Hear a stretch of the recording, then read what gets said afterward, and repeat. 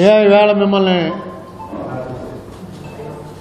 హడావిడిగా పిలిచిన కారణం ఏంటంటే ఈవేళ మే 5th మే 5వ తారీఖు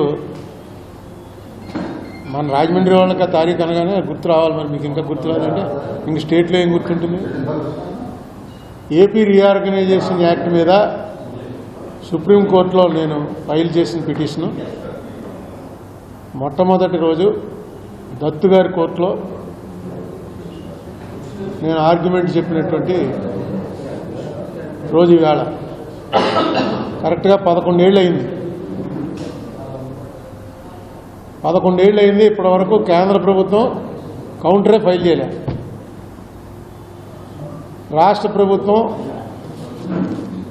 జగన్మోహన్ రెడ్డి సీఎంగా ఉండగా ఆయన 4 ఏళ్ల పరిపాలన అయిన తర్వాత ఫిబ్రవరి 24, 2023 నాడు అప్పటి చీఫ్ సెక్రటరీ జవహర్ రెడ్డి గారు కౌంటర్ ఫైల్ చేశారు.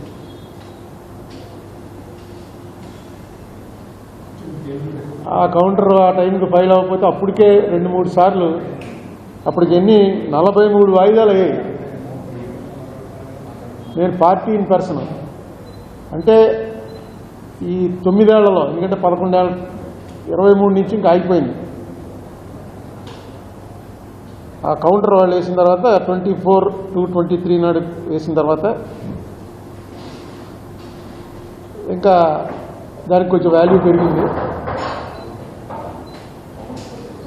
అప్పటి వరకు నేను 43 సార్లు కోర్టులో పార్టీ ఇన్ పర్సన్గా అపీర్ అయ్యాను. 43 సార్లు ఢిల్లీ సుప్రీంకోర్టులో.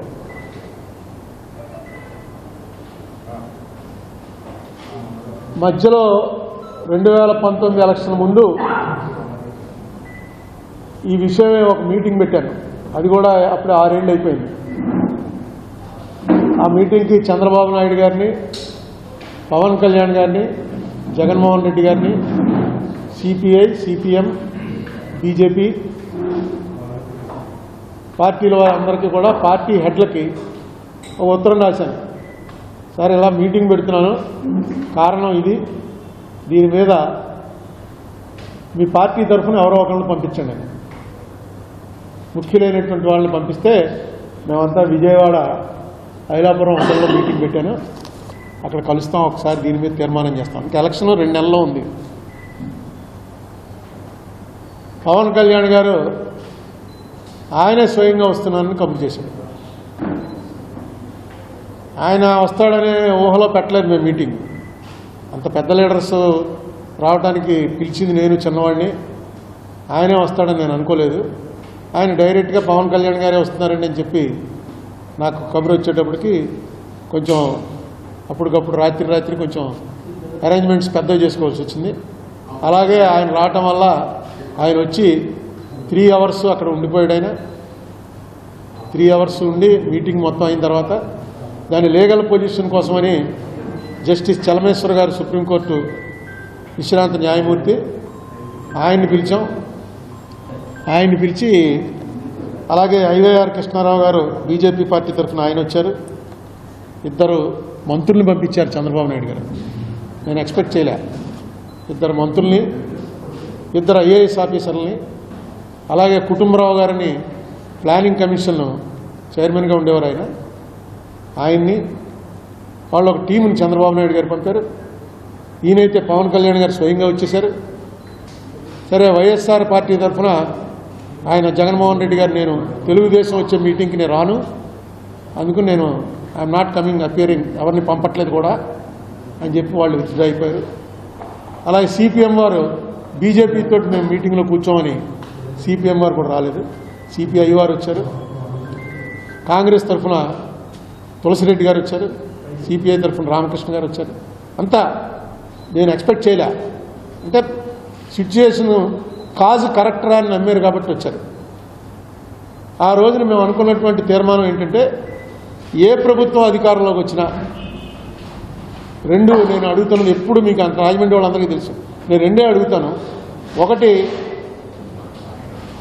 ఫిబ్రవరి 18న 2014 ఫిబ్రవరి 18న ఏదైతే లోక్సభలో బిల్లు పాస్ అయిందని ప్రకటించారో దాన్ని పాస్ అవ్వలేదు అని చెప్పి నేను అంటున్నాను. దాన్ని సపోర్ట్ చేస్తూ అమిత్ షా గారు, మోడీ గారు ఇద్దరు కూడా పార్లమెంట్లోనే మాట్లాడారు. ప్రధానమంత్రి హోదాలో, హోంమంత్రి హోదాలో. ఆవేళ ఆంధ్రాకి చేసినంత అన్యాయం మేము చేయట్లేదులే అని కాంగ్రెస్ వాళ్ళు కొంచెం ఎప్పుడు రైజ్ అయినా వీళ్ళ దగ్గర ఉన్నటువంటి పాశుపతాస్త్రం ఏంటంటే, కూర్చోవా, ఆ రోజు నువ్వు చేసింది మర్చిపోయావా, ఆంధ్ర వాళ్ళకి ఎంత అన్యాయం చేసావు అనగానే వీళ్ళు నోరు మూసి కూర్చుంటుంటారు. ఆంధ్ర నుంచి మాత్రం ఎవడో ఈ విషయం అడగడం. ఇంకా ప్రధానమంత్రి, హోంమంత్రి అడిగారని చెప్పి నేను కూడా దీని మీద చర్చ జరుగుతుందనే ఉద్దేశంతో కోర్టు కేసులో మనకు ఉన్నటువంటి ఇది కూడా మార్చాను. మన ప్రేయర్ ఏంటంటే ఏపీ రీఆర్గనైజేషన్ యాక్ట్ చెల్లదు అని ప్రకటించడం. దాన్ని మార్చి ఇప్పుడు అలాగా అది చెల్లదు అని ప్రకటించడానికి చాలా ఏళ్ళు అయిపోయింది. కాబట్టి ఎప్పుడు మార్చాను ఇది? మార్చి 5, 2022లో ఈ అప్లికేషన్ వేసి మా డిమాండ్ ఇప్పుడు 2 రాష్ట్రాలు కలపటం ఇది కాదు, జరిగింది రైటా తప్పా చెప్పండి, ఇక ముందు ఇలా జరగకుండా. తర్వాత మాకు ఆ టైంలో ఇచ్చినటువంటి ఏవైతే ఉన్నాయో వాటన్నిటినీ కూడా వెంటనే ఫుల్ఫిల్ చేయాలి అని ఒక చిన్న ఆర్డర్ ఇవ్వండి కేంద్ర ప్రభుత్వానికి, ఏవైతే ఏపీ రీఆర్గనైజేషన్ యాక్ట్లో పొందుపరిచారో.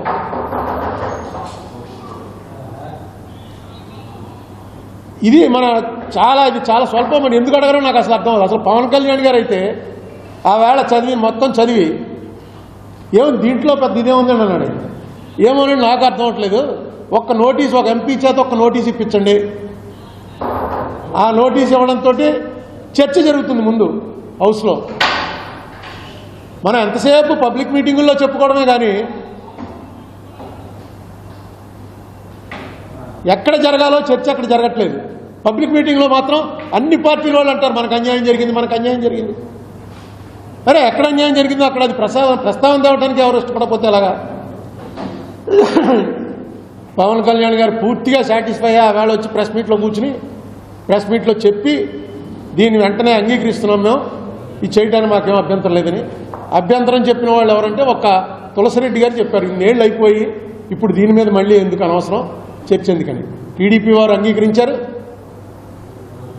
బీజేపీ వాళ్ళు అయితే వైవైఆర్ కృష్ణారావు గారు అయితే పెట్టండి మాకేం అభ్యంతరం ఉంది, చేసింది కాంగ్రెస్ పార్టీ వాళ్ళు ఎందుకు అలా చేశారో అది తేలుతుందని ఆయన అన్నాడు. చాలా ఆ తీర్మానం అయి నేను అనుకున్నాను ఎలక్షన్ అయిన తర్వాత ఏ పార్టీ అధికారంలోకి వచ్చినా అన్ని పార్టీల ఎంపీలు ఉంటారు కదా, అధికారులు ఎవరు వచ్చినా అపోజిషన్ ఒకళ్ళో ఇద్దరు ఉంటారు, వాళ్ళ చేత పెట్టిస్తారని అనుకున్నాను. కానీ తర్వాత జగన్మోహన్ రెడ్డి గారి ప్రభుత్వం వచ్చింది, వారిని నేను మీట్ అయ్యే అవకాశమే రాలేదు. వారి సెక్రటరీలతో వాళ్ళతోటి చెప్పడం జరిగింది. ఆయన వేస్తాడు అనుకుంటే ఆయన కూడా దాని మీద తాత్సారం జరిగి చివరికి 23లో ఆ కథంతా మీకు తెలుసు, అభిషేక్ సింఘ్వి గారు వచ్చి మాట్లాడడం, తీసేయండి, ఇది కొట్టేయండి, డిస్మిస్ చేసేయండి కేసు అని ఆంధ్రప్రదేశ్ గవర్నమెంట్ తరఫున. తర్వాత మళ్ళీ సజ్జల ఆయన వచ్చి ప్రెస్ మీట్కి వచ్చి చచ్చా అది మాది కాదు, మా గవర్నమెంట్ స్టాండర్డ్ కాదు అని చెప్పారు, చెప్పినట్టుగానే వేశారు.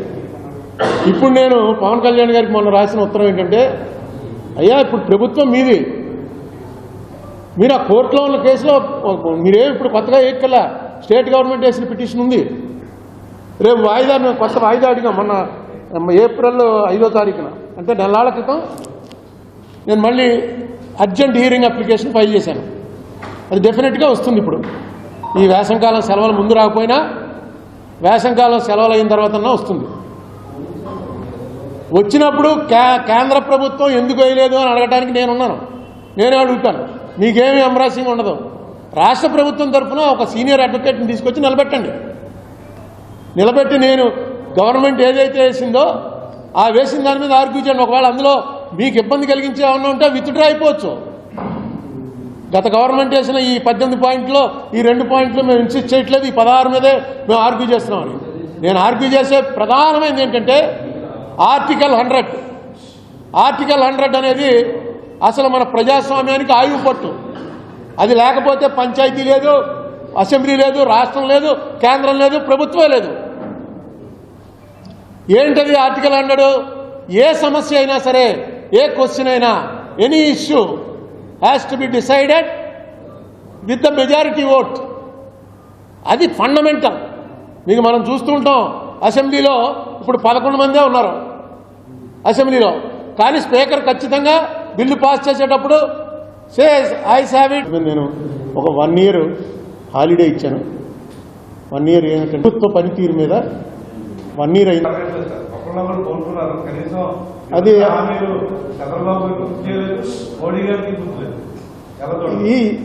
దీని మీద విస్తృతంగా చెప్తాను. ఇది ఒక మాటగా చెప్పడం. ఇంకొక ఇష్యూ ప్రస్తుతం పహల్గామ్ ఇష్యూ ఒకటి చాలా బర్నింగ్ ఇష్యూ. దానిలో నేను అందరికీ రిక్వెస్ట్ చేసేది ఏంటంటే, ఒక టీమ్ ఆఫ్ పీపుల్ చాలా బ్యాడ్ ఇది సర్క్యులేట్ చేస్తున్నారు. నాకు తెలుసున్నటువంటి చాలామంది ఫ్రెండ్స్లో కూడా మరి వాళ్ళు చూసి ఫార్వర్డ్ చేస్తారో చూయకుండా ఫార్వర్డ్ చేస్తారో తెలియదు, కానీ చాలా చెడ్డ ఇది పంపించారు. ఇలాంటి క్రైసిస్ సమయంలో అందరం ఒకటిగా ఉండాలి. ప్రభుత్వం ఏం చేస్తుందో దాని తర్వాత మాట్లాడుకోవచ్చు. మనం ప్రభుత్వం చేస్తుంది, ఏం చేస్తుందో దాన్ని సపోర్ట్ చేసుకుని ఉండాలి. ఎందుకంటే ఇది టెర్రరిస్టులు ఇంతకుముందు ఎప్పుడు ఇలా బిహేవ్ చేయలేదు. First of it's kind. టెర్రరిస్టులు వస్తారు, ఒక బాంబు పెడతారు, అందులో ఎవరు చచ్చిపోతాడో అనవసరం. ఈ బిల్డింగ్లో బాంబు పెడితే అందులో అందరం చచ్చిపోతాం. ఒక టెర్రర్ క్రియేట్ చేయడం అంటే టెర్రరిస్టులకు ఉన్నటువంటిది. ఇలా చేస్తారా మేము అని. కానీ ఈసారి సెలెక్టివ్గా అక్కడికి వచ్చి టూరిస్టుల మీద, టూరిస్టులు అంటే అసలు వాళ్ళ టెర్రరిస్టులు చేసిన పెద్ద ద్రోహం కాశ్మీర్కి. మన వాళ్ళని చంపేశారని కాదండి, కాశ్మీర్ అనేది బతికేదే టూరిజం మీద. అక్కడున్న జనం అందరూ కూడా వాళ్ళ జీవనోపాధి 70% ఆఫ్ వాళ్ళకు వచ్చే ఇన్కమ్ టూరిజం మీద. టూరిజం మళ్ళీ బాగా జరుగుతుందిరా అనుకున్న టైంలో అది వాళ్ళ కన్ను కుట్టింది. టూరిజం బాగా అయిపోయి కాశ్మీర్ అంతా బాగుంటే ఎలా కుదురుతుంది? కాశ్మీర్ విచ్ఛిన్నం అయిపోవాలని. కాశ్మీర్ కాకపోతే సిక్కిం పోతారు, ఇంకో చోట పోతారు. టూరిస్టులకు వెళ్ళడానికి కాశ్మీర్ మళ్ళీ బాగా అయిందిట అని చెప్పి అందరూ వెళ్ళటం మొదలెడితే ఇంత దారుణంగా వాళ్ళు చేసిన తర్వాత ఈ ట్రోలింగ్ లోటు చాలా ఎక్కువగా ఉండి, నేను నిన్న ఒక ట్రోలింగ్ చూశాను. ఒక నేవల్ ఆఫీసర్ అనుకుంటాను, అతను చంపేశారు.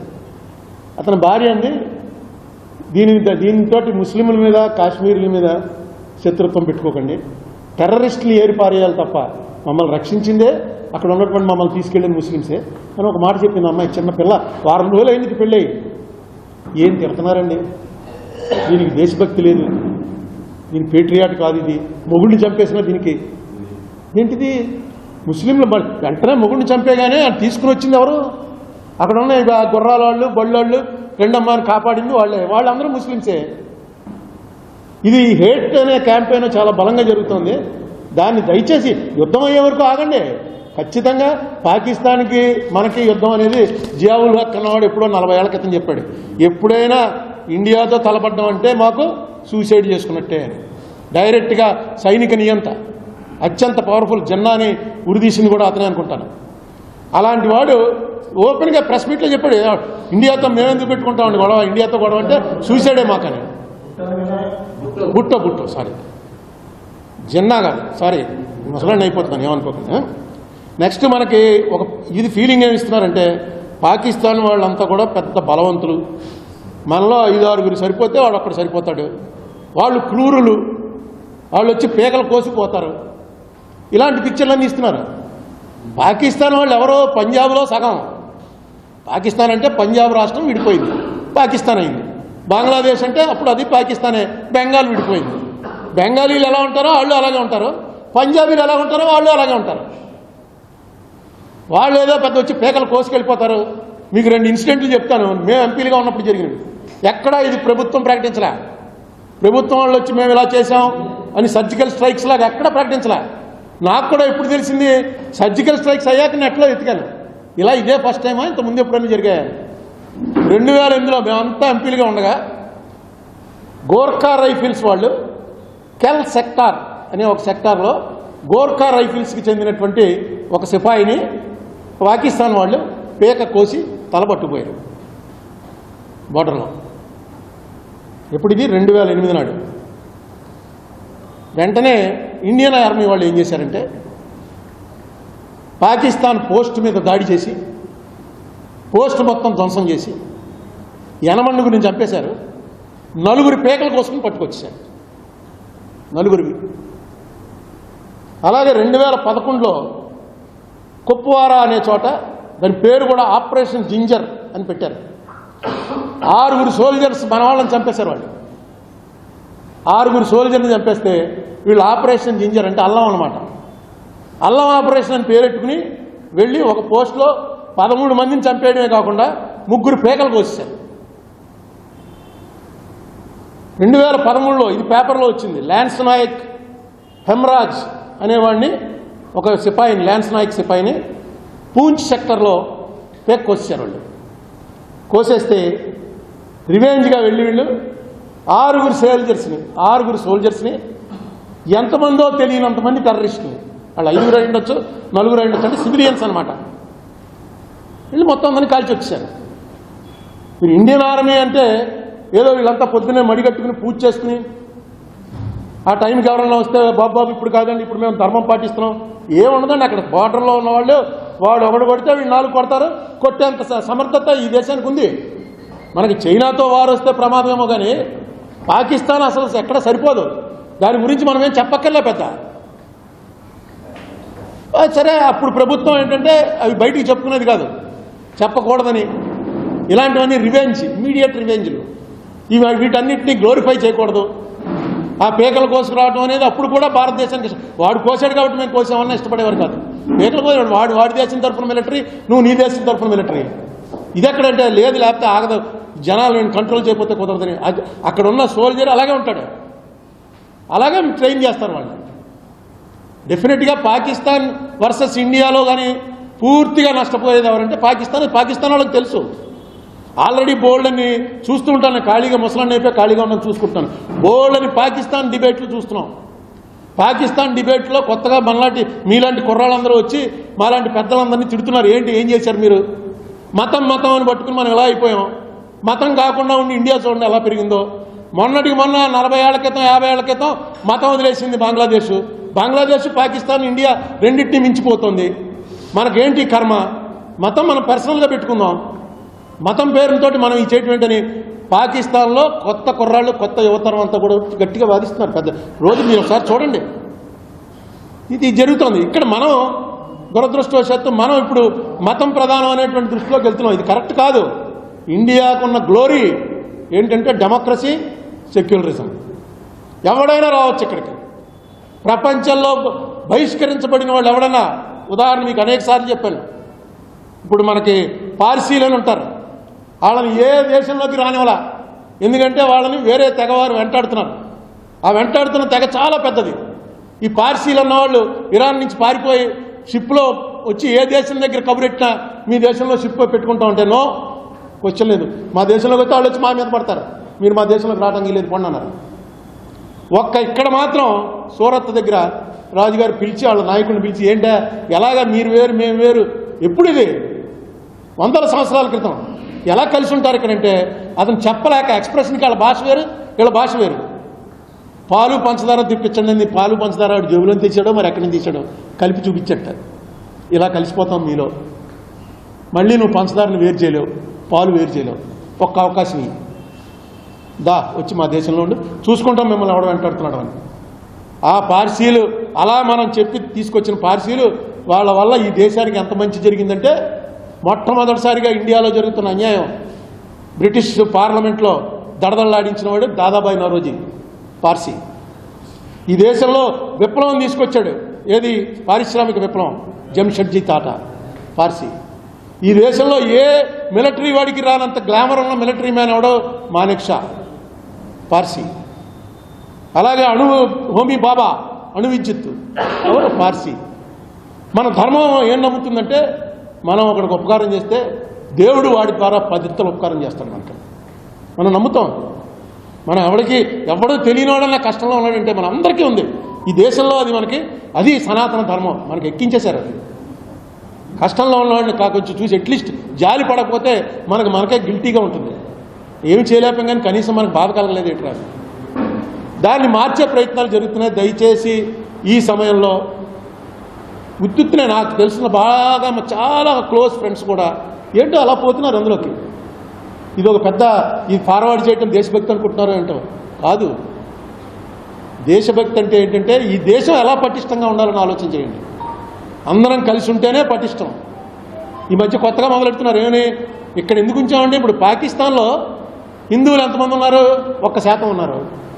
ఇండియాలో 12% ముస్లిమ్స్ ఎందుకు ఉండాలండి?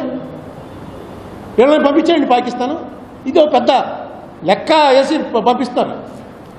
వాళ్ళకి తెలియనటువంటి విషయం ఏంటంటే పాకిస్తాన్ అనేది ఇండియా నుంచి విడిపోయి ఏర్పడలా, పంజాబ్లోంచి విడిపోయి ఏర్పడింది.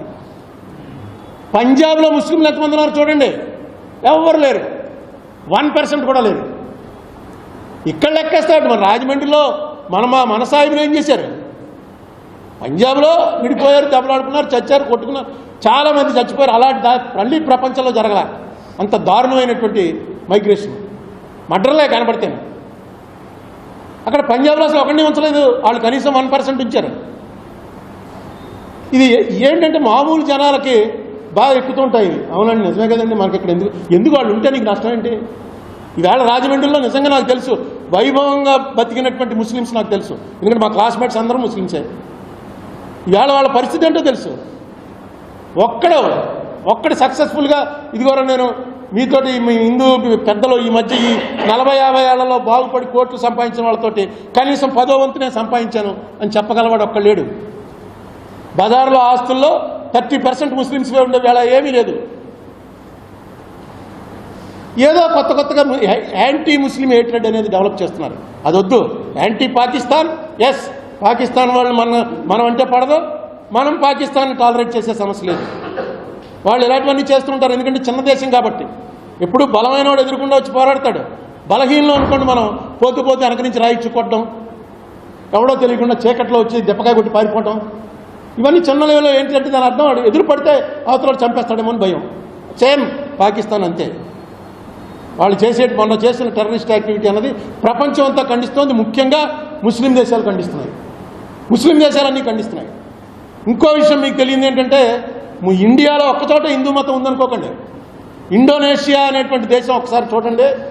ఇండోనేషియా అనేటువంటి దేశం పూర్వం మన వాళ్ళే ఉండేవారేమో, పూర్తిగా ఇస్లామిక్ దేశం అయిపోయింది. ఇండోనేషియాలో ఉన్నంతమంది ముస్లిమ్స్ ప్రపంచంలో ఏ దేశంలోనూ లేరు. ప్రపంచం మొత్తం మీద హైయెస్ట్ నెంబర్ ఆఫ్ ముస్లిమ్స్ ఉన్న దేశం ఇండోనేషియా. వాళ్ళ ప్రధాని, ప్రెసిడెంట్ అందరూ ఎప్పుడు ముస్లిమ్సే ఉంటారు. మన 3 సింహాలలాగా వాళ్ళ సింబల్ ఏంటో తెలుసా అండి? మన 3 సింహాలు ఎలాగో వాళ్ళ సింబల్ గరుడ. గరుడ అంటే శ్రీ మహావిష్ణువు వాహనం. దాని గరుడ కూడా వేరే పేరు కాదు, గరుడే దాని పేరు. వాళ్ళ కరెన్సీ నోట్ల మీద వినాయకుడి బొమ్మ ఉంటుంది. దేవుడి కింద చూస్తారు వాళ్ళు. ఇస్లాం తీసుకున్నారు. వాళ్ళు చేయడం నమాజ్ చేస్తారు, మసీదుకి వెళ్తారు. వాళ్ళ పాత పోగొట్టుకోలే. అక్కడ రామాయణం, భారతం, థాయిలాండ్లో ఇక్కడ ఎవరన్నా బ్యాంకాక్ వెళ్ళిన వాళ్ళు ఉంటే బ్యాంకాక్ ఎయిర్పోర్ట్లో దిగ్గానే మనకు కనిపించేది, మనకి ఇండియాలో అక్కడ కనిపించదు. పెద్ద ఈ బిల్డింగ్ అంత విగ్రహం, ఈ బిల్డింగ్ అంత ఉంటుంది విగ్రహం, పెద్ద విగ్రహం. ఇటేపు ఒక 30 మంది, అటేపు ఒక 30 మంది. ఏంట్రా అని అలా చూస్తే నాకు గుర్తొచ్చింది క్షీరసాగర మదనం. మధ్యలో ఏమో శ్రీ మహావిష్ణువు ఉంటాడు, పెద్ద సర్పం, ఇటు రాక్షసులు కూరలు ఏవో పెట్టారు, ఇటేమో కిరీటాలు పెట్టి దేవతలు లాగుతూ ఉంటారు. క్షీరసాగర మదనానికి థాయిలాండ్కి ఏంటంటే సంబంధం? అది కట్టింది ఎప్పుడు ఈ మధ్యనే, కొత్తది. వాళ్ళది కూడా ఇతిహాసం మందే, వాళ్ళ పురాణాలు మనవే. మంది ఓల్డెస్ట్ సనాతన ధర్మం అంటే ఎప్పుడు పుట్టిందో తెలియని ధర్మం. సనాతనం అంటే ఎప్పుడు వచ్చిందో తెలియదు, ఎవరు చెప్పారో తెలియదు. అది సనాతనం. మిగతా ధర్మాలన్నీ సంవత్సరాలు గడిచి పురాతన ధర్మాలు అయ్యాయి, కానీ సనాతన ధర్మం మనది ఒకటే. దీన్ని మరి ఎందుకు దీన్ని పొల్యూట్ చేసే ప్రయత్నాలు జరుగుతున్నాయో నాకైతే అర్థం కాలేదు. ఈ ప్రపంచం అంతా అంగీకరించే టైంలో ఇవాళ ప్రపంచం అంతా అంగీకరిస్తోంది. మీకు ఎప్పటి నుంచి మనది ఫాలో అవుతూ వస్తున్నారు ఒకసారి చూడండి. హిరోషిమా నాగసాకి మీద బాంబు వేసాడు. ఆ బాంబు వేసిన వాడికి అసలు ఇక్కడ ఇండియా అనే దేశం కూడా ఇప్పుడు ఎక్కడుందో వాడికి తెలియని పరిస్థితి. ఇండియా అనే ఎక్కడో ఉంటుంది. ఇప్పుడు మన ఆఫ్రికాలో దేశాలు మనకు ఎలా తెలీదో అలాంటిది సాఫ్ట్వేర్ రాకముందు ఇండియా ఉంది ఎక్కడో అని. అలాంటిది వాడిని నీకేమనిపించిందా అని అడిగితే మీడియాతో ఏం చెప్పాడు తెలుసండి? నాదే ఉందండి అని భగవద్గీతలో శ్లోకం చదివాడు. భగవద్గీతలో శ్లోకం చదివి మొత్తం చంపేసేవాడు, పేల్చేసేవాడు, పేలగొట్టేసేవాడు, విధ్వంసం చేసేవాడు అన్నీ కూడా భగవంతుడే. వాళ్ళు ఆశ్చర్యపోయారు, ఇదేంటో ఏదో బాగా చెప్తున్నట్టు మేము అడుగుతుంటే ఇది ఇప్పుడుది కాదు, ఓల్డెస్ట్ ఇండియాలో చదివే భగవద్గీతలో శ్లోకం ఇది. మీరు ఒకసారి కొట్టండి నెట్లో. ఇవన్నీ అంత దీన్ని మిగతా మతాల్లాగే మంది ఒక మతం. వాడు చర్చికి వెళ్తాడు, వీడు మసీదుకి వెళ్తాడు. మన పిల్లల్ని కూడా తీసుకెళ్ళి గుడి అలవాటు చేయండి. మనకు ఎవడు అలవాటు చేసాడండి? మనమే హిందువుల నుంచి అందరూ జాయిన్ అయిపోతారా? ఏదో కారణం ఉంటే.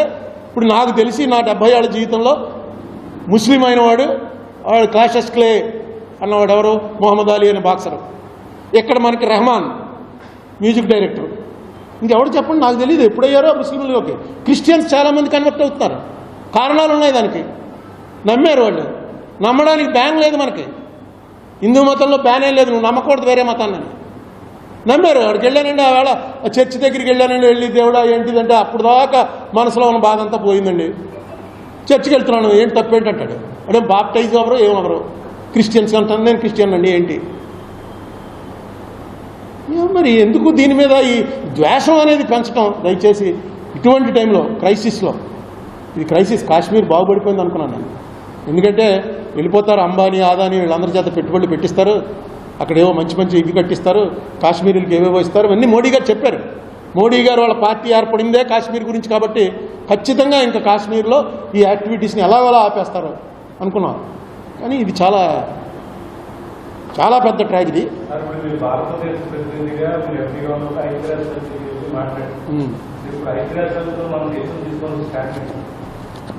తీసుకున్నారుగా స్టాండ్, ఇంకెంతకన్నా స్టాండ్ ఏంటి?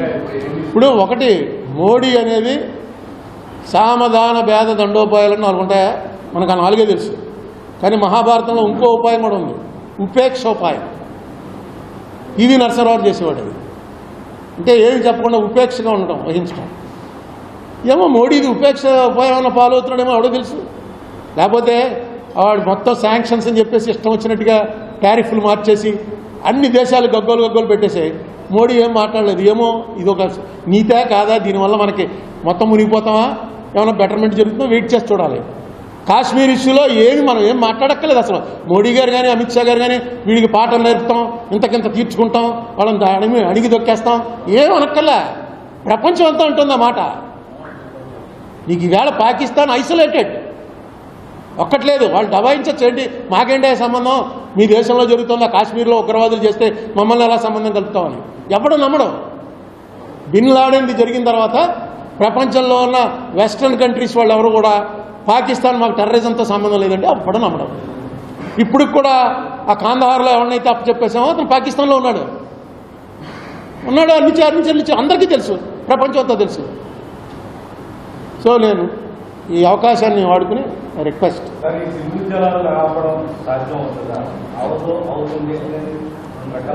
నా ఉద్దేశంలో వాటి మీద ఇప్పుడు డిస్కస్ చేయడం కరెక్ట్ కాదు. ఏదో థ్రెట్.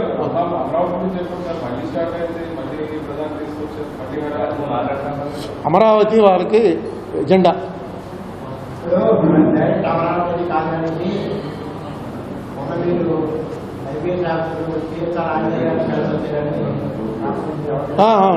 కలిసి వచ్చానండి.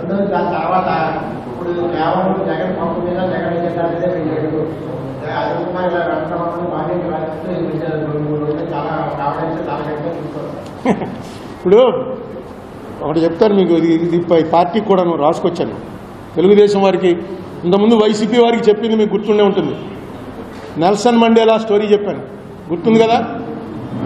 నెల్సన్ మండేలా మీద ఉచ్చబోసేవాడు ఒకడు వచ్చి, ఓ జైలరు, దీని చేత పని చేయిస్తూ మధ్యలో వచ్చి కావాలని, అంటే దారుణమైన అవమానం అన్నమాట అది. అతను ఒక రెస్టారెంట్కి నెల్సన్ మండేలా ప్రెసిడెంట్ అయిన తర్వాత వెళ్తే ఓ మూల ఒకడు వణికిపోతుంటే మండేలా పక్కన ఉన్న సెక్యూరిటీ వాళ్ళతో అతను ఎలా తీసుకురా అని చెప్పాడు. అతను వెంటనే లేచి వణికిపోతూ బాబు అని వీళ్ళు వెళ్ళగానే వాడు ఇంక అయిపోయింది నా లైఫ్ అనుకున్నాడు. తీసుకొచ్చి కూర్చోబెట్టారు. తినన్నాడు.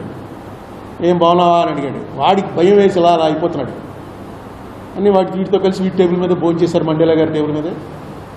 బయటకు వచ్చాక ఆ సెక్యూరిటీ వాడు ఎవడో క్లోజ్ వాడు అడిగట్టు, ఏమండి ఎవరతను అలా వణికిపోతున్నాడు, మీరు భోజనం పెట్టించారు. అప్పుడు చెప్పాట, నేను జైల్లో ఉన్నప్పుడు నా చేత రోజు పని చేయించేవారు తవ్వటాలు ఇవన్నీ. ఆ తవ్వుతున్నప్పుడు మంచినీళ్ళు అడిగాను అనుకో, వీడు వచ్చి నా మీద వచ్చపోసేవాడు.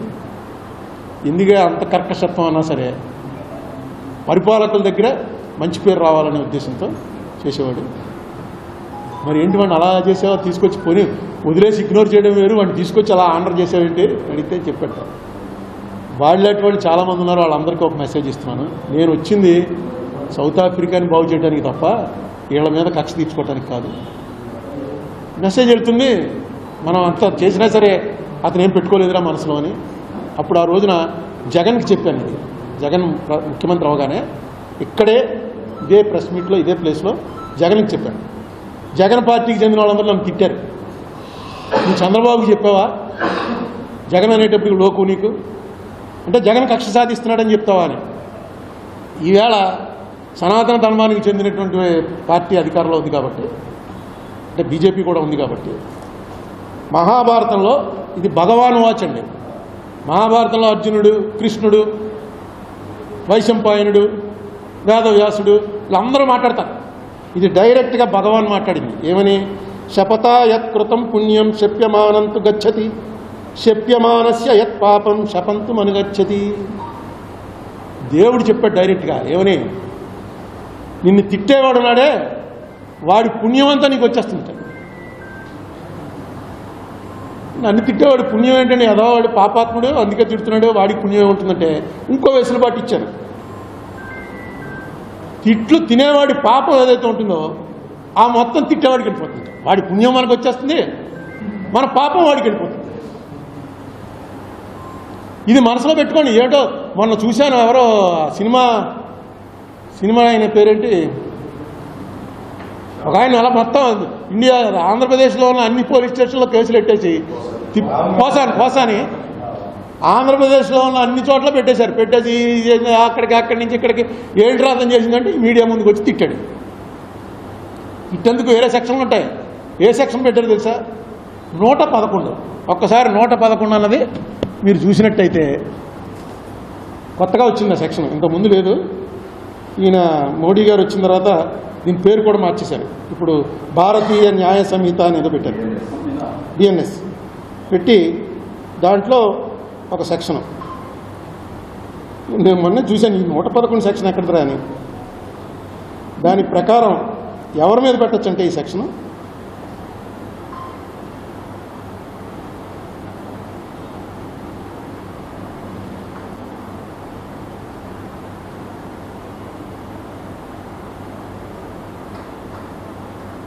కానీ ఎక్కడ పోయింది.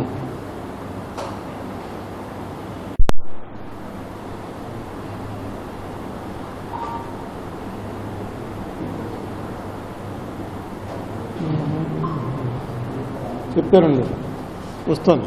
దీనికి ఇది లేదు కదా, వైఫై లేదు, పెట్టాను, వస్తుంది. 111 సెక్షన్ పెట్టేశారు. పెట్టేసి మొత్తం తిప్పారు. నాకు అనిపించింది ఇది శపమానం. ఇది ఒకసారి పెట్టుకోండి, శపమానం ఒకసారి వినండి. తిట్టిన వాడు వేరే కేసులు ఉన్నాయి, డెఫమేషన్లు ఉన్నాయి. ఇంత భయంకరంగా చేయక్కలేదు. అలాగే ఇప్పుడు ఆంజనేయులు గారి ఉంది. ఆంజనేయులు ఇచ్చాడా?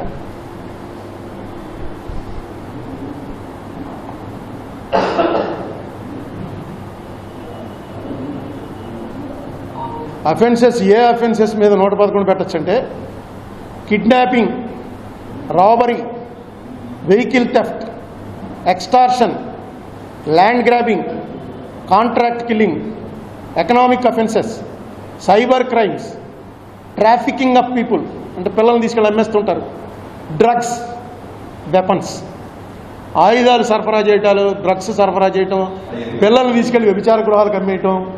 ఇప్పుడు ఈయన చేసిన ఎవరో డైరెక్టర్ చేసింది ఏంటంటే కిడ్నాపింగ్ చేశాడు, రాబరీయో, వెహికల్ థెఫ్ట్, వీటిలో ఏదో ఒకటి చేస్తుంటే ఈ సెక్షన్ దానికోసం తయారు చేసి కొత్తగా వచ్చింది. ఇది వెంటనే దీంట్లో వాడేశారు.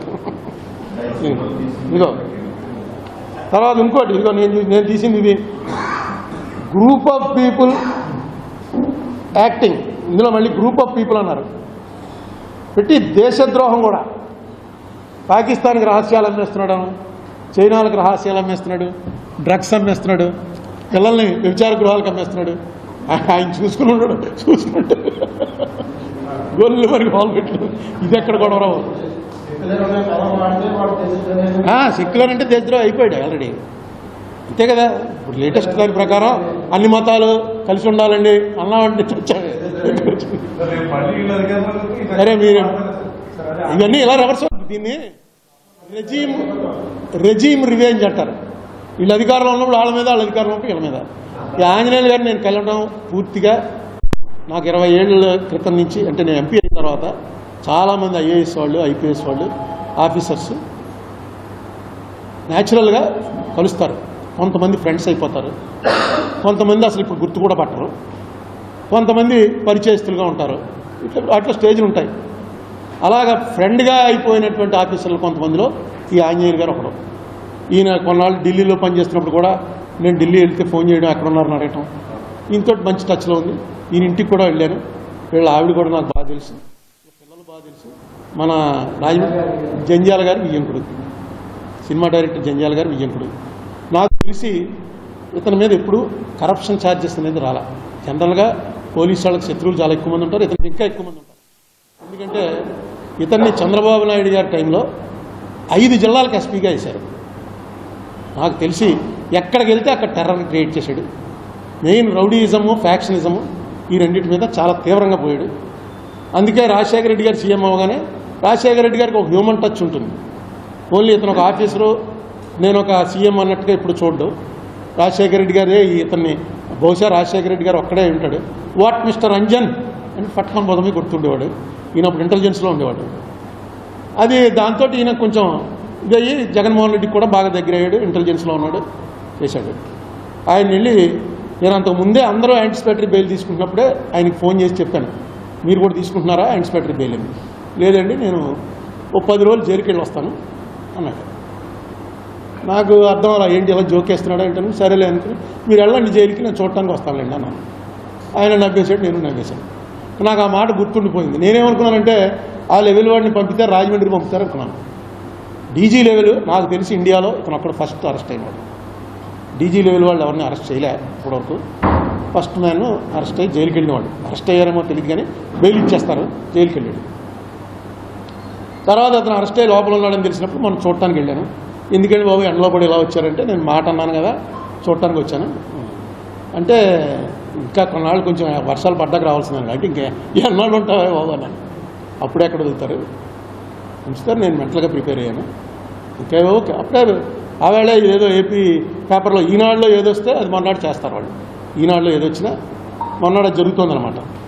సర్వీస్ కమిషన్లో ఏదో జరిగిందని చేస్తారు, సరే పెడతారు. నాకు అర్థం కాని విషయం ఏంటంటే ఈ పర్టికులర్ కేసులో ఒక మనిషి ఎవడో పోలీస్ స్టేషన్కి వెళ్ళి కేసు పెట్టాడు.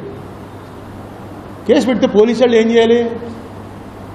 కేసు రిజిస్టర్ చేసుకోవాలా, లేకపోతే వీడు మనిషి మంచివాడు కాదని సరైనడు కాదని కేసు రిజిస్టర్ చేయకుండా ఆగడానికి పోలీసులకు హక్కు ఉందా? పోలీసు వాళ్ళకి ఒక కేసు పెట్టాడు ఎవడో వచ్చి ఒక అమ్మాయి మీద.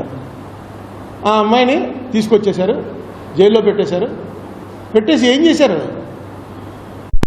జైల్లో పెట్టేసి ఏం చేశారు? బెయిల్ రాగానే విడిచేశారు. ఆ కేసు ఇంకా తేల్లా. అప్పుడే ఆ అమ్మాయి మళ్ళీ వచ్చి నన్ను అన్యాయంగా కేసు పెట్టారంటే ఎస్పీలు, డీజీలు, పోలీసు వాళ్ళు ఎవడన్నా పని చేయగలడు అసలు? ఎందుకు తీసుకొచ్చారు? నేను ఈయన చూసి వచ్చిన తర్వాత మొత్తం నెట్లో చూస్తున్నా తెలిసింది ఏంటంటే, ఆవిడ ఒక పెద్ద పారిశ్రామికవేత్త మీద రేప్ కేసు పెట్టింది. రేపు చేయడం ప్రయత్నం చేయడం కాదు, రేప్ కేసు పెట్టింది.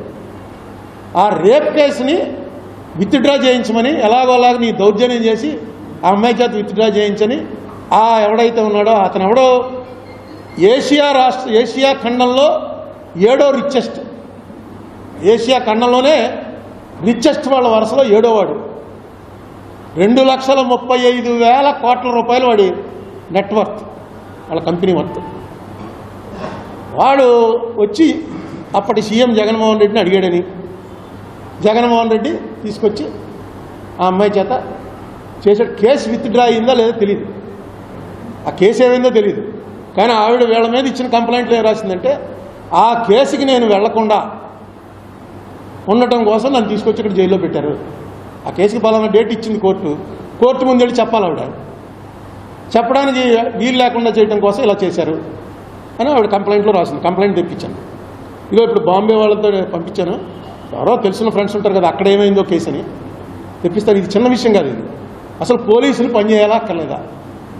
ఏం చేయాలి? ఒకవేళ నిజంగా ఆవిడ వచ్చి నన్ను అన్యాయంగా కేసులో ఇరికించారని పెట్టాలంటే దానికి ప్రొసీజర్ ఉంది. దానికి ఏంటి సెక్షను? ఇప్పుడు కొత్త బిఎన్ఎస్ పాత అయితే 195 ఐపీసీ, కొత్త బిఎన్ఎస్ సెక్షన్ ప్రకారం సెక్షన్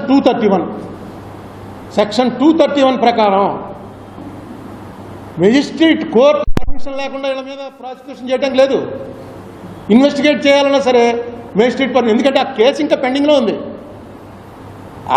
ఎవరైతే ఆవిడ నా ఆస్తులేవో ఫోర్జరీ చేసిందని కంప్లైంట్ ఇచ్చాడో ఆ కేసు ఇంకా పెండింగ్లో ఉండగా ఈ కేసు ఎలా బుక్ చేస్తారు? బుక్ చేయాలంటే ఈ సెక్షన్ ప్రకారం పర్మిషన్ తీసుకుని చేయాలి. అది చట్టం. తీసుకున్నారా? లేదు. పోలీసు వాళ్ళని తీసుకెళ్ళి లోపలేటువంటి నువ్వు జగన్ తప్పు చేశాడంటే జగన్ మీద పెట్టు కేసు. జగన్ వచ్చి నిన్ను లోపలెట్టాడు, నువ్వు వెళ్ళి జగన్ లోపలెట్టు. అసలు రేపు నుంచే పోలీసు వాళ్ళు ఎవడన్నా ఇప్పుడు ఎమ్మెల్యేలు వాళ్ళు ఫోన్ చేసి చెప్తుంటారు, ఏమండి ఏంటి ఇంకా అరెస్ట్ చేయలేదు అరుణ్ కుమార్ని? నేను చెప్పాం అంటే సార్ కాగితం రాసి పంపించండి, ఆ కాగితం నోటరీ చేయించండి, ఆ నోటరీ చేయించి ఆ కాగితం పంపిస్తే ఆ కాగితం నేను ముందు వెరిఫై చేస్తాను, మీదో కాదో వెరిఫై చేసి అప్పుడు యాక్షన్ తీసుకుంటాను. పోలీసు వాళ్ళు ఎవడమాట అండి. ఇంకా ఇప్పటికే పోలీసు ఉద్యోగం అంటే ఎవడధికారులు కేడీగాని తీసుకొచ్చి లోపలికి వెళ్ళి సార్ సార్ అంటున్నారు. ఏమో రేపాడు ఎమ్మెల్యే అవుతాడో ఎంపీ అవుతాడో. ఎందుకు వచ్చిన రిస్క్? వాళ్ళతోటి మనలాంటి మామూలు మనుషులు ఏమన్నా వాళ్ళు అరెస్ట్ చేస్తారు, కానీ కేడీగాని వాళ్ళని అరెస్ట్ చేయడం మానేశారు. రిస్క్ ఎందుకని? ఎప్పుడో మా చిన్నప్పుడు వచ్చింది అర్ధసత్య అని ఒక పిక్చర్. అందులో అంతే ఒక కేడీగాడ ఆ ఏరియాలో పెద్ద నాయకుడు అయిపోయి ఎవడైతే పోలీసు వాడిని అరెస్ట్ చేసేవాడిని పిలిచారా నాకు ఒక టేబుల్ మీద పెట్టి కాళ్ళెట్టి అలా నిలబడవు ఏమనుకుంటున్నావు అని చెప్పి వాడికేమో ఇటు సెక్యూరిటీ కింద వేస్తారు. మంచి సినిమా చూడండి, ఉంది అర్ధసత్య. ఓంపురి యాక్ట్ చేసాడు, గోవింద్ నిహలాని. జరుగుతోంది అది. వీళ్ళని తీసుకెళ్ళి లోపలేశారు. డీజీ లెవెల్ వాడిని. డీజీ అంటే ఇంకేముంది, ఇంకా డీజీ అంటే అయిపోయిన టాప్ లెవెల్కి వచ్చేసాడు అతన్ని. అందుకే అతను వెళ్తే ఏం లేదు మీరు ఎందుకు వచ్చారు అది అని ఎందుకంటే అంటే అతనికి తెలుసు ఈ కేసుల్లో ఎంత అన్పాపులర్ అవుతుందో తెలిసి ఉంటుంది. అందుకని అవనండి అంటాడు. ఇంకా పెడతారు, ఇంకా కేసులు పెట్టామని. చాలా మామూలుగా ఉన్నాడు. ఒకటే ఏంటంటే నేను ఇంతకుముందు జైల్లో చూడటానికి వెళ్ళినప్పుడు ఇది లేదు, ఇప్పుడు కొత్తగా పెట్టారట. ఈ సినిమాల్లో చూపించినట్టు ఒక పెద్ద మెష్ వెనకాల ఆయన ఉంటాడు, యువతలో మనం ఉంటాం, అక్కడేమో సీసీ కెమెరా ఉంటుంది. నిజంగా నేను ఇంతకుముందు మాటికి జైలుకి వెళ్ళేవాళ్ళం. ఉత్తినే ఏదో గొడవ చేయడం జరిగిపోవటం. రామ్మోహన్ అయితే ఎమ్మెల్యేగా ఉండి కూడా జరిగిపోతుండేవాడు. లోపల హాయిగా ఉంటుందిరా అని ఏదో పాత కేసు వారెంట్ ఇచ్చేసి ఎన్బిడబ్ల్యూ పెట్టించుకోవడం పోవడం. ఇలా ఎప్పుడూ లేదు. సరే తీసుకెళ్ళారు, డీజీనే తీసుకెళ్ళి లోపల పెట్టారు. రేపు పొద్దున్న నుంచి దాంట్లో మొత్తం డిఎస్పీలు ఎస్పీలు వీళ్ళందరూ ఉన్నారు, పోలీసులు అందరూ. ఇది పూర్తిగా నాకు తెలుసున్నటువంటి లా ప్రకారం చూస్తే అసలు ఆ కేసు ఏమైంది? అసలు వాడు ఎవడైతే రేప్ చేశాడో వాడిని ఏం చేశారు? ఈవిడ ఇక్కడ జైల్లో ఉండగా కేసు అక్కడ కొట్టేస్తే అది చెల్లదు. వీడు వెళ్ళి చెప్తున్నారు, పోలీసులు చెప్పాలి. ఆవిడ లేదు, ఎందుకంటే బొంబాయి పోలీసులే అరెస్ట్ చేసి వాళ్ళకి అప్పచెప్పారు. వీళ్ళు వెళ్ళి అరెస్ట్ చేయడానికి లేదు. అక్కడికి వెళ్ళి బొంబాయి పోలీసులకి వారెంట్ పట్టుకెళ్ళిస్తారు. బొంబాయి పోలీసులే అరెస్ట్ చేసి వాళ్ళకి అప్పచెప్తారు. రాంతకం పెట్టి అందులో ప్రొసీజర్లో ఏమన్నా ల్యాప్సెస్ వస్తే పోలీసు వాళ్ళ మీద మెమోలు ఇస్తారు. అరెస్ట్ చేసి లోపలట్టం ఏంటి? తేలని కేసు. ఆ కేసు తేలిపోయి ఆ కంప్లైంట్ ఇచ్చినటువంటి అమ్మాయి మీద కంప్లైంట్ ఇచ్చిన వాడు అంతా కూడా తప్పే అని తేలినా రివర్స్ ప్రాసిక్యూషన్ ఉండదు. దానికి మళ్ళీ సివిల్ లా ఆఫ్ టార్ట్స్లో ఉంటుంది. కాంపన్సేషన్ క్లెయిమ్ చేసి వాళ్ళ దగ్గర వసూలు చేయొచ్చు పోలీసుల్ని అందరి మీద అప్పుడు కేసు పెట్టచ్చు. ఇంకో విచిత్రం ఏంటంటే పోలీసులు కాన్స్పిరసీ చేశారట. పోలీస్ స్టేషన్లో పోలీసులు చేసేదే కుట్ర. రోజు వాళ్ళు కూర్చొని చేసే పని ఏంటండి? ఎస్పీలు డిఎస్పీలు వీళ్ళందరూ ఎందుకు స్టేషన్లో కానిస్టేబుల్ సీట్ సరిపోరా? వీళ్ళందరూ కూర్చుని ఇదిగోనండి పలానా వాడండి అరుణ్ కుమార్ అన్నవాడు ఇలా నేరాలు చేసేస్తున్నాడండి, ఊళ్ళో తిరుగుతున్నాడండి, ఆడికేమో ఇక్కడ ఎమ్మెల్యే సపోర్ట్ అండి, ఎంపీ సపోర్ట్ అండి, ఏం చేయాలండి అంటే నువ్వు జాగ్రత్తగా వాచ్ చేయి. ఆడి దగ్గర వాళ్ళ ఇంట్లో పనిచేసే వాచ్మెన్ అడిగాడు ఊరు వెళ్తున్నప్పుడు జాగ్రత్తగా చూసుకుని ఏ కొవ్వూరు దాటిన తర్వాత తక్కువ కారు వచ్చేసి లాక్కెళ్ళి పక్కనే ఉన్న నల్లజల పోలీస్ స్టేషన్లో పారేసి ఫుల్ కోటింగ్ ఇచ్చేయండి. నల్లజల పోలీస్ స్టేషన్లో కంప్లైంట్ ఎవరి దగ్గర తీసుకో కారు గుద్దేసిపోయిందని మనం తెలిసేటప్పటికి ఎమ్మెల్యే గారు ఎంపీ గారు ఫోన్ చేసేటప్పుడు వదిలేద్దాడు ఎవరో తెలియదండి అని. ఏం చేస్తారు పోలీసులు? బోల్డ్ అని పోలీసులు చేసేంత చేయకపోతే మనం బతకలేము. పలుకుబడి ఉన్నవాడు కనుక వాడు ఏమైనా చేయగలం అనుకుంటే మనం బతకగలమా? మనకేం పలుకుబడింది? రోడ్డు మీద తిరగలమా? చేస్తారు పోలీసులు. అందులో ఎక్స్ట్రీమ్లు ఉంటాయి. ఎక్స్ట్రీమ్ చేసిన వాడు దొరుకుతూ ఉంటాడు, వాడిని పట్టుకెళ్తూ ఉంటారు. ఇప్పుడు నక్సలైట్లు ఉంది, నక్సలైట్తో వెళ్ళి పోలీసులు రాజీ పడలేరా?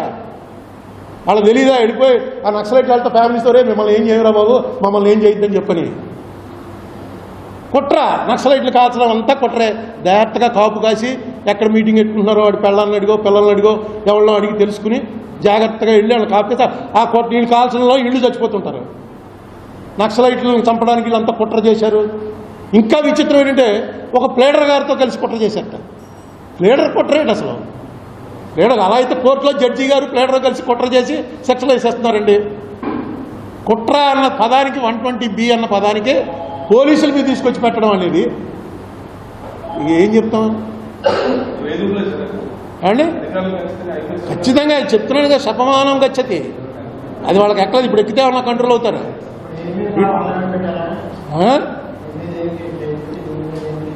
ఎవరి మీద?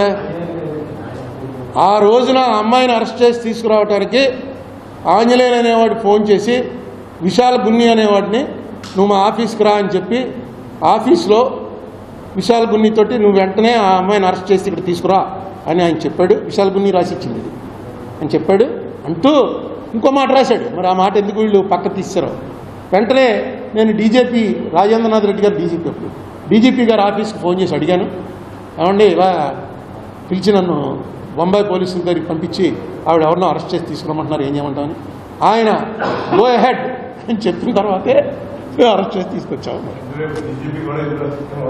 డీజీపీని వదిలేశారు. ఎందుకంటే డీజీపీ మీద లేదు వాళ్ళకి.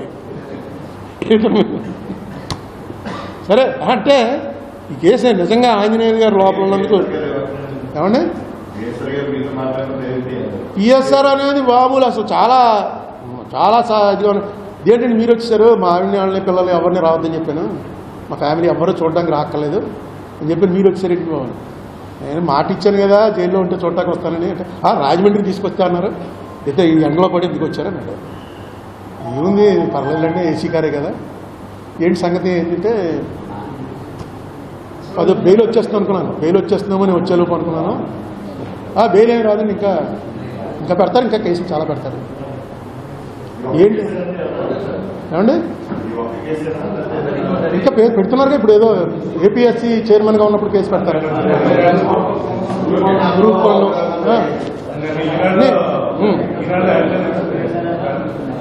అదే మీకు ఈనాడు పేపర్ మీద ఆయన మీద ఈనాడు పేపర్కి చాలా కక్ష ఉండడానికి అవకాశం ఉంటుంది. ఎందుకంటే జగన్మోహన్ రెడ్డి ఈ పిటిషను నేను వేసిన పిటిషన్లో జాయిన్ అవ్వమని అడిగితే జగన్మోహన్ రెడ్డి జాయిన్ అవ్వాలి చెప్పాను కదా మీకు. 2-3 ఏళ్ల తర్వాత అప్పుడు వచ్చి అతను పిటిషన్ వేసాడు నా దానికి సపోర్ట్గా. సహజంగా వీళ్ళు ఏమనుకుంటారంటే ఇది ఆంజనేయులు చేయించాడు అనుకుంటారు. ఎందుకంటే నేను 2006లో ఇది బయటికి తీసుకొచ్చినప్పుడు ఆంజనేయులు డీఐజీగా ఉండేవాడు. ఆయన అరవిందరావు దగ్గర, అరవిందరావు గారు డీజీ, ఆంజనేయులు గారు డీఐజీ. ఈ కేసు ఆయనకు అప్పటి నుంచి తెలుసు. అంచేత ఆయన చెప్పి చేయించాడేమో అని అనుకోవడం. రామోజీరావు గారి వైపుకి ఈనాడు వైపు కన్నెత్తి చూసిన వాడి కళ్ళు పీకేస్తామనే మెసేజ్ ఇవ్వటమే ప్రభుత్వం యొక్క ధర్మం. వాళ్ళకున్న స్నేహం అటువంటిది. సో దానివల్ల చేసి ఉండొచ్చు. దేనివల్ల చేసున్నా దీనికి ఇప్పుడు ఆంజనేయులు గారు లోపలికి వెళ్ళిపోవటం వల్ల వచ్చిన ప్రమాదం అని కాదు, పోలీస్ వ్యవస్థ మీద ఇది ఎలా ఉండబోతుంది.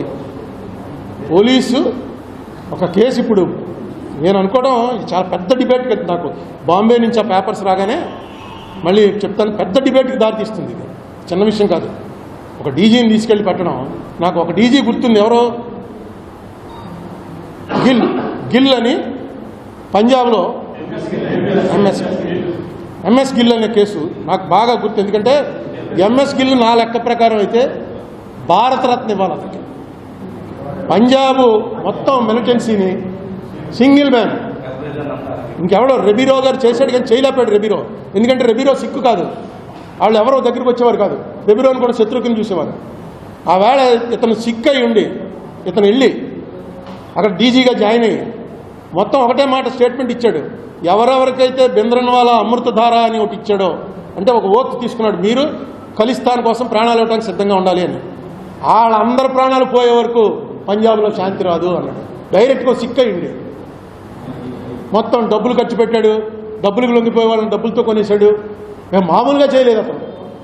ఏంట్రా అతను చేసిన తప్పు అంటే, ఒక పార్టీలో అతనికి అప్పటికి 60 ఏళ్ళు, ఓ పార్టీలో ఒక 40 ఏళ్ళు 45 ఏళ్ళు ఉన్న ఐఏఎస్ ఆఫీసరు ఆ ఆఫీసర్ని పిర్ర మీద కొట్టేట. ఎందుకు కొట్టాడంటే ఫుల్ మందులో ఉన్నాడు. వాళ్ళకి తప్పు లేదు, పంజాబీ వాళ్ళకి ఫుల్ మందులో ఉన్నాడు, ఒకటి కొట్టాడు పిర్ర మీద. 10 ఏళ్ళు నడిచింది కేసు. 10 ఏళ్ళు నడిచి ఇతనికి జైలు శిక్ష చేశారు. జైలు శిక్ష చేసిన తర్వాత మళ్ళీ అప్పీల్ చేసుకున్నాడు. ఏంటి నేను జైలుకు పోవాలా, ఇదే నేను చేసింది, ఇది తప్ప ఏంటి మా చిన్న పిల్లది అని ఏదో మొత్తం వినిపించాడు. ఆవిడ వదల్లా, ఆవిడ ఖచ్చితంగా ఏం లేదు ఇటు జైలుకి వెళ్ళవలసిందే, క్షమాపణ చెప్తాడంటే నాకు క్షమాపణలు కాదు జైలుకి వెళ్ళవలసిందే అని పట్టుకుంది. చివరికి మన జ్యుడిషియరీకి ఏం చేయాలో తెలియక ఏం చేశారంటే ఫైన్ కట్టే అని చెప్పి ఆవిడికి ఒక 5 లక్షలు 10 లక్షలు కాంపన్సేషన్ ఇప్పించి ఇతనికి ఏమని ఇచ్చారు స్ట్రిక్చర్స్ అంటే నువ్వు ఇంకా పబ్లిక్ ప్లేస్లో తాకూడదు, అది శిక్ష అని శిక్ష ఇచ్చి ఆ 10 లక్షలు ఆవిడకి ఇస్తే ఆవిడ ఏం చేసింది, ఒక ఏదో ఓల్డేజ్ హోమ్కో లేడీస్ హోమ్కో డొనేట్ చేస్తున్నాను, నేను డబ్బుల కోసం చేయలేదు అని చేసి ఎవరికి తప్పు అనాలి ఇందులో? నిజంగా ఆవిడ అభిమానం దెబ్బతింది, ఆవిడ ఫైట్ చేసింది. వీడు గిల్ అనేవాడు వీడు అలాంటి వాడు కాబట్టి వాడు ఆపగలిగాడు. అక్కడ అంత కేర్లెస్గా ఉండే డేర్ డెవిల్ టైప్ మనిషి కాబట్టి అంత పెద్ద ఖలిస్తాన్ మూమెంట్ను ఆపగలిగాడు. ఏదో కొట్టాడు పోనీ పెద్దవాళ్ళు ఆయన వదిలేయడానికి ఆవిడ ఒప్పుకోలేదు. పార్టీ పెద్ద అందరూ ఐఏఎస్ ఐపీఎస్ ఆఫీసర్లు ఇలా చేస్తుందని ఆవిడ పట్టుకుంది. ఒక డీజీ అన్నవాడికి జ్యుడిషియరీ అతని బ్యాక్గ్రౌండ్ చూసి ఇచ్చినటువంటి వాల్యూ అది ఇచ్చి ఒక ఇది ఇచ్చారు. తర్వాత నుంచి ఏమైపోయాడు గిల్ అసలు నేనైతే భారతరత్న వస్తుంది అనుకున్నాను. ఇక నిజంగానమైన కారణంలో ఎంఎస్ గిల్ ఒకడు, ఏపీఎస్ గిల్, ఎంఎస్ గిల్ మంత్రి అనుకుంటాను.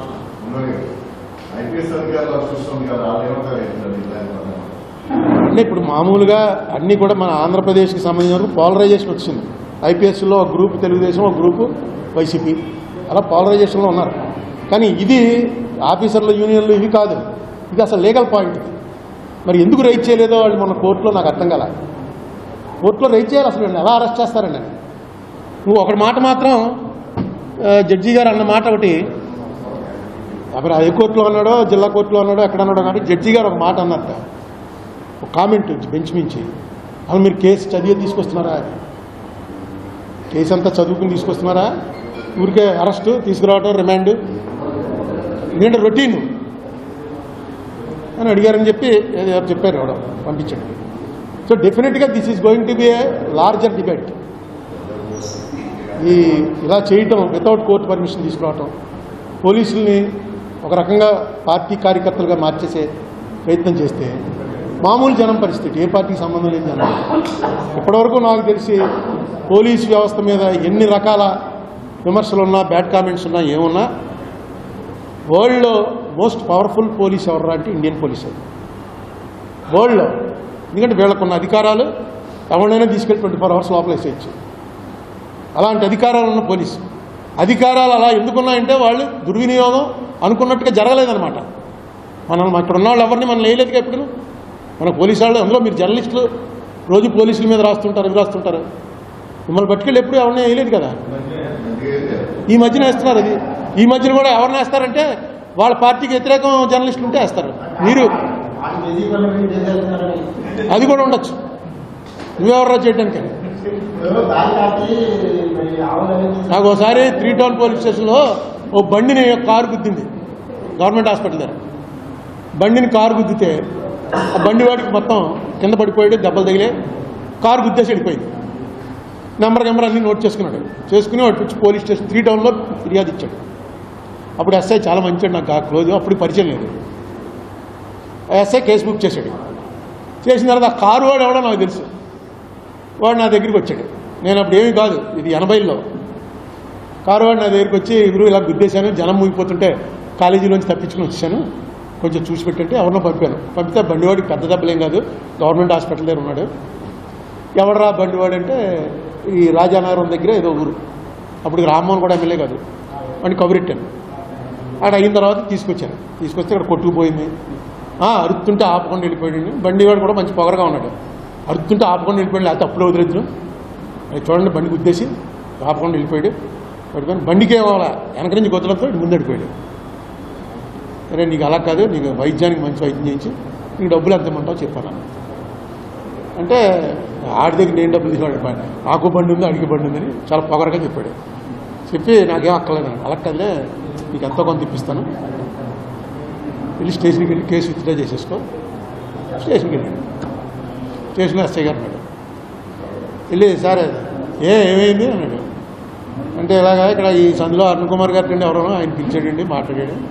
పోన్లండి వదిలేస్తాను లాగి పెట్టుకుంటే కేసు ఎట్టడం నువ్వే వదిలేయడం నువ్వేనా ఎవడరా అరుణ్ కుమార్ అని తీసుకురండి కేసు అదేంటండి నేను ఏం రాజీ పడిపోతానంటే అదేంటండి కూర్చో కేసు పెట్టడం నువ్వే ఇంకంటే మేము ఖాళీగా ఉన్నాం అనుకున్నావా అని చెప్పి ఆయన పెట్టాడు నన్ను పిలిచారు వచ్చి ఆయన లోపల వేశారండి అని లోపల లేదు బయట కూర్చోబెట్టారు వెళ్ళాను ఆయన పరిచయం లేదు నాకు మీరు ఎవరండి అసలు మీకు ఏంటంటే సంబంధం అన్నాడు ఈ ఎవరైతే కారు అని నాకు తెలుసు కారు అని తెలిస్తే మీరు రాజ్యత మేము ఎందుకు పోలీసులు మూసేస్తాం పోలీస్ స్టేషన్ అంటే ఒక మాట చెప్పాను నేను లాయర్ని అని చెప్పాను మరి పోలీస్ స్టేషన్ ముగించండి ఇంక మేమెందుకు అన్నాడు అయితే ఇప్పుడు మీకు ఏం కావాలండి ఇప్పుడు వాళ్ళు ఆ కారు వాడికి వచ్చి వార్నింగ్ నేను ఇవ్వకుండా ఇది కుదరదు కారు వాడిని నేను పంపించండి కేసు లేదు కానీ అదేంటాడు ఉద్దేశపోతాడా కట్టుకుంటాడు తర్వాత నాకు బాగా క్లోజ్ ఫ్రెండ్ అయిపోయాడు అనుకోండి ఎస్ఐ పేరు చెప్పను ఇప్పుడు కూడా అదే అంటుంటాను అతను కనిపిస్తే అతను ఇంకా బతికే ఉన్నాడు డిఎస్పీఓ అడిషనల్ ఎస్పీఓ రిటైర్ అయ్యాడు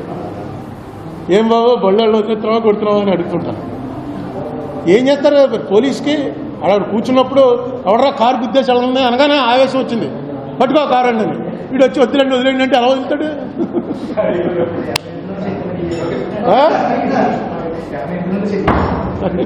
సెటిల్మెంట్ చేసిన మనిషి కాదు ఎస్ఐ మంచాడు డబ్బుల గురించి కాదు కోపం వచ్చింది ఎక్కడో వెళ్ళి రాజీ పడిపోతారా అని ఓకే ఏడాది పూర్తవగానే ఈ ప్రభుత్వం ఏడాది ఏమంటారు దాన్ని రిపోర్ట్ ఇచ్చేవాడిని సుబ్రహ్మణ్య వేదంలో ఇప్పుడు సుబ్రహ్మణ్య వేదంలో రిపోర్ట్ ఇచ్చేంత ఓపిక లేదు కానీ ఖచ్చితంగా ప్రెస్ మీట్ పెట్టి నా రిపోర్ట్ ఇస్తాను ఓకే పవన్ కళ్యాణ్ గారు స్పందించలేదని మళ్ళీ పెట్టాను స్పందించేలా చేయండి కొంచెం ఎక్కువ చూపించారనుకోండి కొంచెం ఈటీవీ ఏబిఎన్ TV5 కొంచెం ఎక్కువ చూపించారనుకోండి అప్పుడు ఇదేంటారా వీళ్ళు కూడా చూపిస్తున్నారని